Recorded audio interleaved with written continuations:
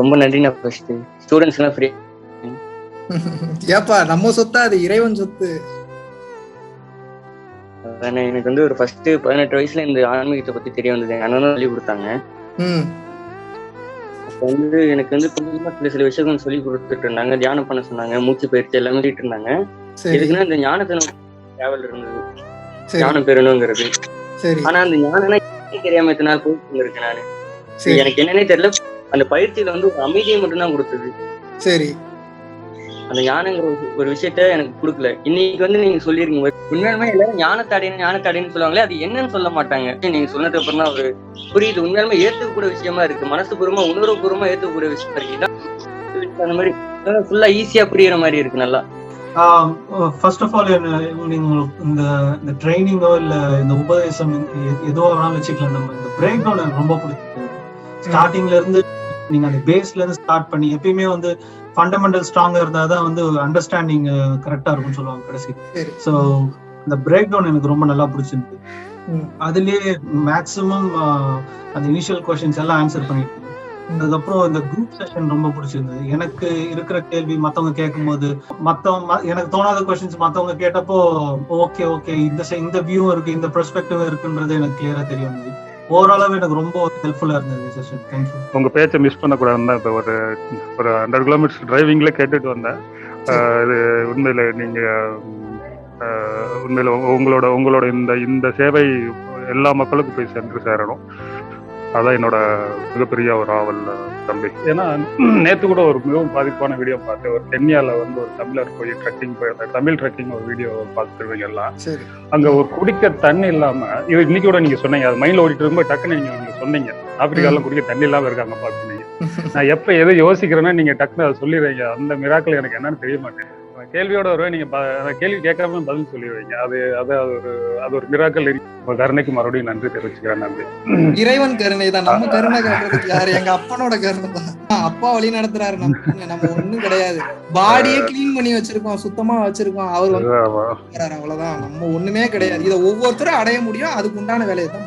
என்னன்னா இப்ப நான் ஆசிரமத்துக்கு வரலாமா? இப்ப நீ கிளாஸ் அட்டெண்ட் பண்ணிட்டா வரக்கூடாது நீங்க, அதனால கேக்குறேன். வந்து ஒரு ஆசிரியர் அண்ணனை பார்க்க வரதுல என்னடா, எப்பனாலும் வாடா. நான் எதுக்கு வர வேணான்றா, உனக்கு வரவே வேணாம் சொல்லப்பா.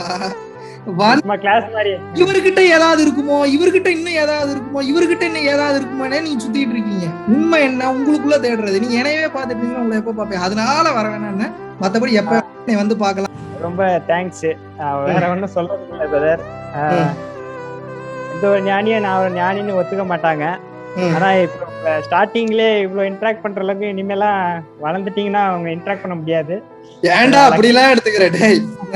4 கையா 7 காலா இருக்கா? லக்கி தான் உண்மையா. நான்லாம் கன்ஃபார்மா உங்களோட சேவை மேன்மேலும் வளரணும். உங்க குடும்பம், நீங்க ஃப்ரெண்ட்ஸ் எல்லாரும் சேர்ந்துதான் சேவை பண்ற. கிளம்பி வந்துடுற சேவை இருக்கு, ஆளு கழட்டி விடுற. இல்ல கண்டிப்பா டச்லயே இருப்போம். உங்க சேவை நல்லா வளரணும். அதான் நீங்களும் நல்லா ஆரோக்கியமா இருக்கு. 10 வருஷம் முன்னாடி பல கஷ்டம் இருந்தது. ஆனா நிம்மதியா தூக்கம், சந்தோஷமா இருந்தேன், நிம்மதியா இருந்தேன். 10 வருஷத்துக்கு அப்புறம் நல்ல வசதி, நல்ல ரொம்ப என்ன சொல்றது, தேவையானதெல்லாம் கிடைச்சது. ஆனா நான் வாழ்க்கைய வந்து என்ன பண்ணிட்டேன்னா இன்னைக்கு தெரிஞ்சதுக்கு அப்புறம் சொல்றேன். எனக்கு ஒரு 10 வருஷமா ஒரு டவுட். அந்த டவுட் இன்னைக்குதான் வந்து பாத்தீங்கன்னா ஆன்சர் கிடைச்சது எனக்கு. ஃபர்ஸ்ட் நான் அதை அட்டெண்ட் பண்ணுவேன்னு நினைக்கவே இல்லைங்கண்ணா. எப்படி என்ன சொல்றேன்னே தெரியல. நானும் எங்கெங்கயோ தேடி, அதுக்கப்புறம் கடைசியா வந்து இன்னைக்குதான் அது வந்து அந்த பதில் கிடைக்கணும் அப்படின்னு இருந்திருக்கேங்கண்ணா. ரொம்ப ஹாப்பியா இருக்கு எனக்கு. ஃபாலோ பண்ணுவாங்க. ரொம்ப நன்றி. ரொம்ப ரொம்ப ரொம்ப சந்தோஷமா இருக்கு. ஏன்னா ரொம்ப நாள் தேடி கொண்டிருக்க ஒரு விஷயத்த பத்தி நான் தெரிஞ்சு கொண்டது ரொம்ப சந்தோஷமா இருக்கு.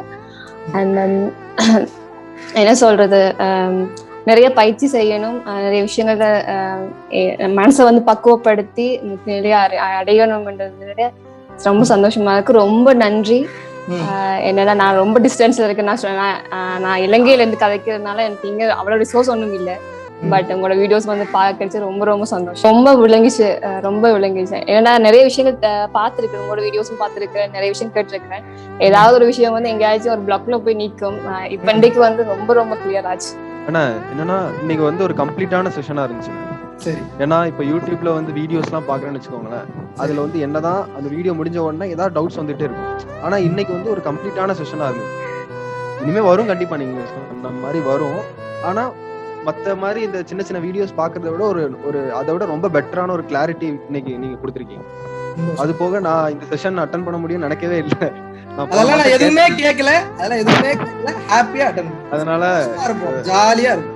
அட்டென்ட் பண்ணதே ரொம்ப சந்தோஷம். அதுவும் கிடைச்ச கிளாரிட்டி வந்து இன்னும் ரொம்ப சந்தோஷம். கண்டிப்பா பிராக்டிஸ் பண்ணுவேன். நீங்க சொன்னதை வந்து நான் கண்டிப்பா பிராக்டிஸ் பண்ணுவேன்.